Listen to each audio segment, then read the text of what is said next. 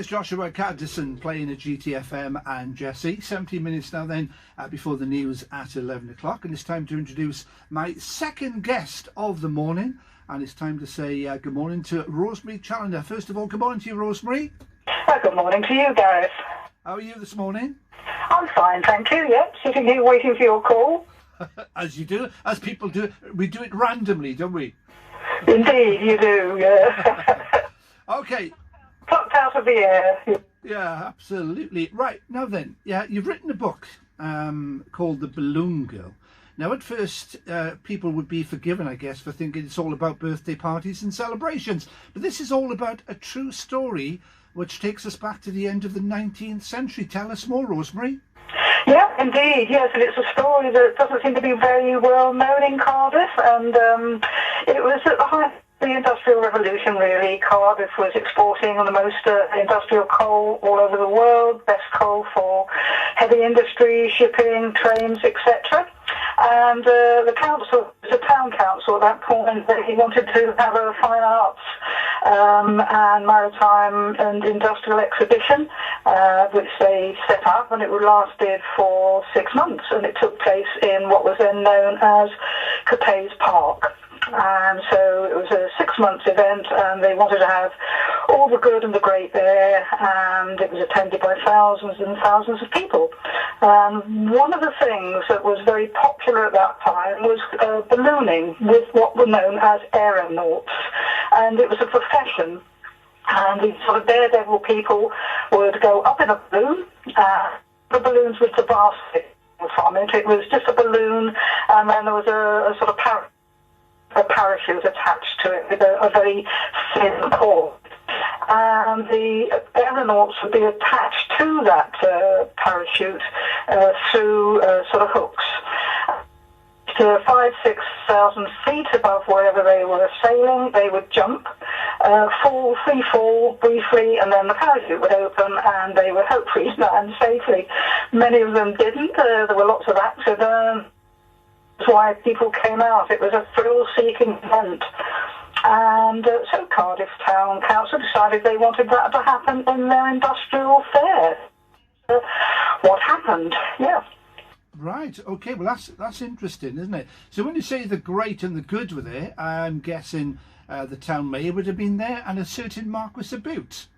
Indeed, he came along to it. He came down to his to stay in his castle.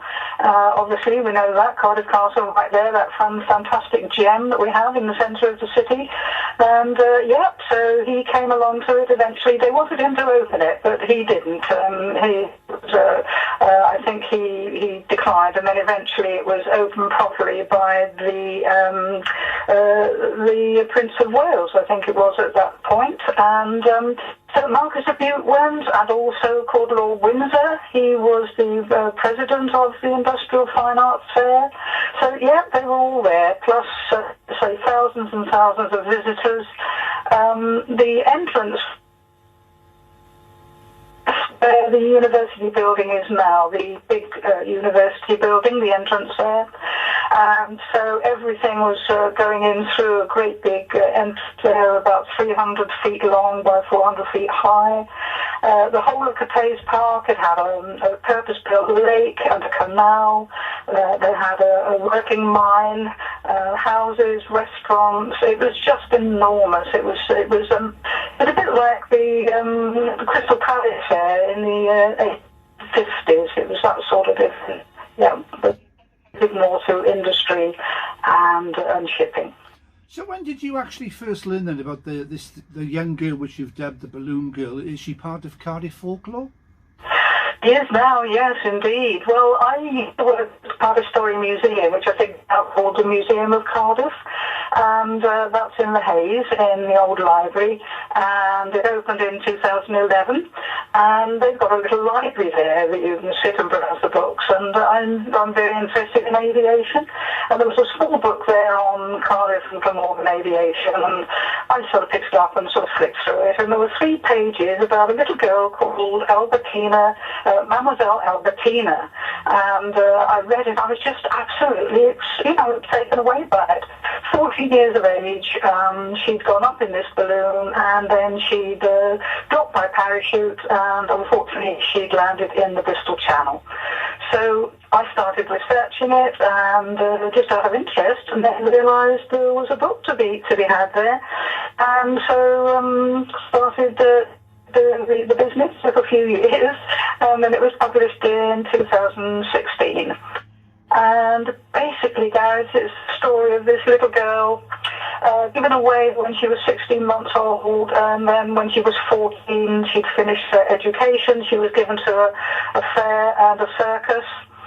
And it was at one of these down in Cornwall that she saw these aeronauts, and I think she was such a lost little soul. She thought perhaps this could be her. She saw how popular, famous everybody, these two aeronauts were. One of them came to Cardiff to appear at this fine arts fair, and so she ran away from the fair and the fun fair down Cornwall, and she came to Cardiff, and then that's when it all took off. That's when it all happened. So, of course, as you said, she landed in the Bristol Channel with a sad end, of course, and of course it was difficult then, back in the 1890s, because there was no helicopters, no planes to find lost souls in those days.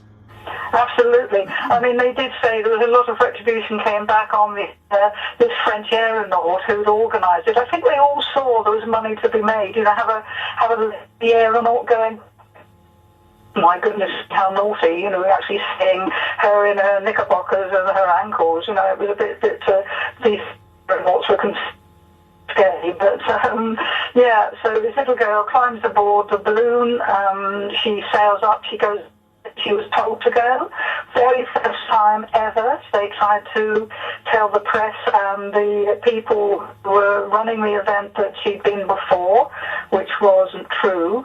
And so up she goes. She doesn't jump where she should have done over the infirmary in Cardiff, and the wind the parachute takes her over the Bristol Channel, and it falls in there, and she just disappears. And they search for her for 4 days, and eventually her body is found at Nash. There's a big funeral where thousands of people turned out, and Cathay Cemetery, and she's one of the people that the heritage people walk around. She's number 18 on the heritage walk in Cathay Cemetery. Little Louisa Maud Evans, 14 years of age, known as the Balloon Girl. Fascinating story, Rosemary. Really a sad, very sad story, of course, but fascinating nevertheless. And as I said, she's buried in Cathay Cemetery, you said, because you were breaking up just a little bit then. Yes, she's buried in Cathay Cemetery. The whole thing in the July. She sailed up on the 1st of July. The body was found on the 24th at Nash, and then they had to have a request. There's lots of debate about her age, and eventually it was deemed an accident, and she was buried on the 29th of July, 1896. Is the top end of the Cathay Cemetery, and as I mentioned, she's part of the Cathay's Heritage Walk. Okay. Now, how and where can people actually buy the book then, Rosemary? Can they buy it online as well, The Balloon Girl? It will be coming online to Amazon. I have been doing it through a couple of bookshops, and also the Castle did have it, or through myself, but it will be going on to Amazon, yes. Well, listen, Rosemary, it's a fascinating story. Well done on the book, and thanks very much for joining us on GTFM this morning. Well, thank you for asking me, Gareth.